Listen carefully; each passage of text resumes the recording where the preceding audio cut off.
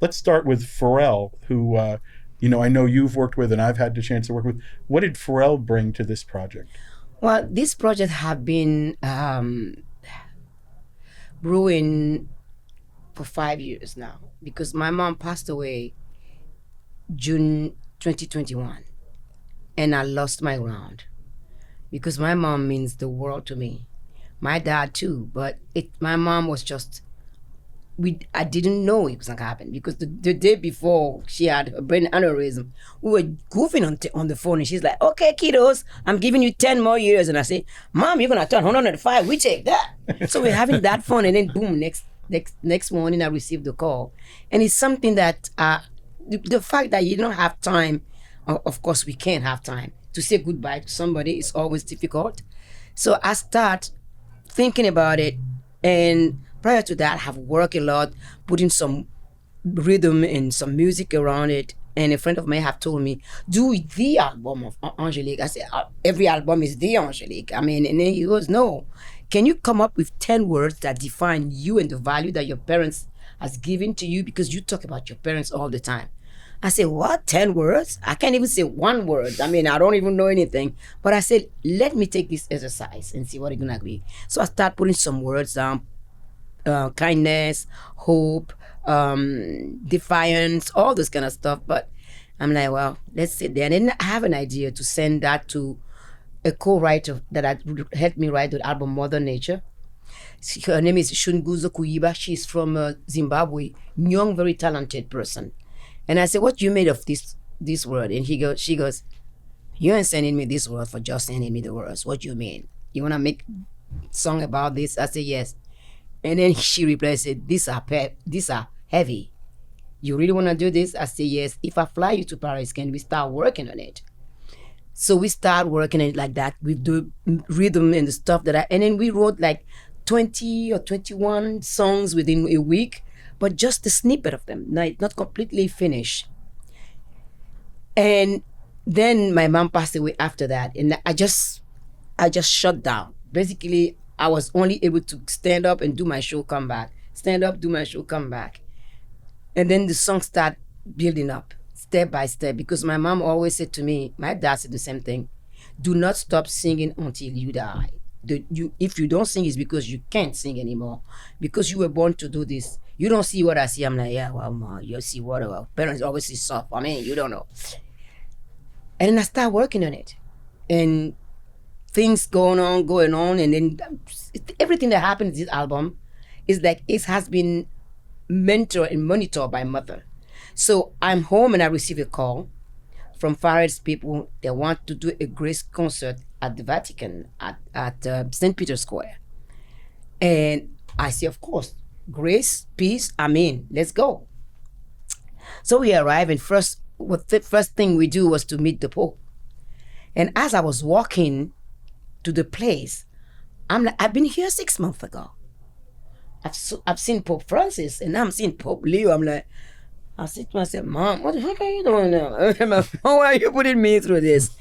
And then we did the sound check in the afternoon, and I was covering the Celia Cruz song, La Vida es un Carnaval. Pharrell was sitting behind the grand piano. So he jumped up the piano. He come and see me and said, Angélique, your voice, do you have any music coming out now? I said, yes, I'm working on an album. And then he said, I want to write a song for you. I said, this is for real? He says, yeah, come. I have his contact, his management contact. 2 weeks after in Paris, I went to his studio in the Louis Vuitton's building. And then he was working on the song, No Stopping Us. So I saw him sitting down, building the sound. And I'm listening, I'm like, in this sound, I can write 2 songs, 3 songs with those things. But he was just adding the stuff. It's like a magic thing happening. And then when he put all this together, he stood and went onto the microphone and started singing, and I want you to know, yeah. And he looked at me and said, don't do more, I'll do the rest. He said, you can write this song? I said, yes, because we had a conversation we were having a religious conversation.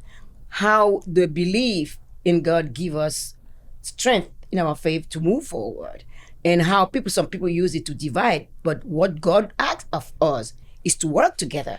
When we are together, Nothing can stop us. That's where this, and then he said, that's the sentiment of this song. So that's that direction I took it for, no stopping us.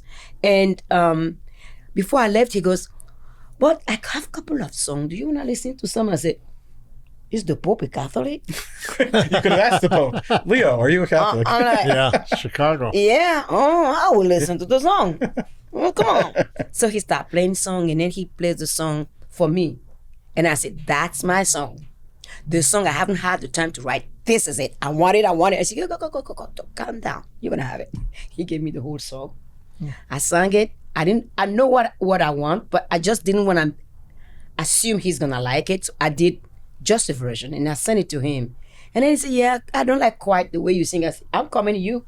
You're gonna coach me, because I know exactly what he wants, but I want to hear it from him. I arrived at the studio one take, because that's exactly because the song is inviting. Even I'm singing, I'm celebrating me, but by celebrating me, I'm celebrating everybody. So if you're inviting people, you can't sing loud. You have to have something in your voice have to be inviting. That's what he said. That's how I sang the song. So that's how we work. Basically, it becomes something organic. And the third song he sent, Bando, I didn't even know he sent me a song. It's my husband that picked my phone because somebody was calling, and he saw the text, and he said, Angélique, do you know that Pharrell sent you a song 3 days ago? I said, huh? My husband, yo, no. And he's probably thinking, you don't like it. I mean, so you just, I'm like, hey, yeah, I'm not good at telephone. Come on, I'll get to it one day. So leave me alone. So we listened to Bando, and I'm like, what? Boom. I have a studio home. Then for me, it's easy. I sang the song, sent it to him. Then he sent me the horn section, but played by his piano, and asking me if I can find the horn section in Paris to record it. And my keyboard player, he's an arranger too for big band. So he arranged the thing for big band. We recorded it, we sent it. I went to bed 2 days after. I woke up in cold sweat at the edge of my bed. I have the worst nightmare. And I woke up, I'm like, what is this? In that nightmare, I was at the concert of Eminem, and he invited me on stage to rap in his song, My Name Is. And I'm seeing myself on stage, him giving me the microphone to rap. And I'm like, what the heck is going on with me rapping with you? No, I'm making a fool out of myself. I'm not singing. I'm not doing it. He said, come on, Angélique, you can. And I ran, and I woke up on my bed and said, and I'm like, I never want to see that happen. Never asked me to rap. And then I sent a text to Pharrell. I said, after that dream, I need a rapper. And I told him our song needs a rapper, like somebody like Eminem. He answered and said, probably. Let me think about it. And then we have Quavo. This album has been like that. It has been organic. Things just happen. It happens.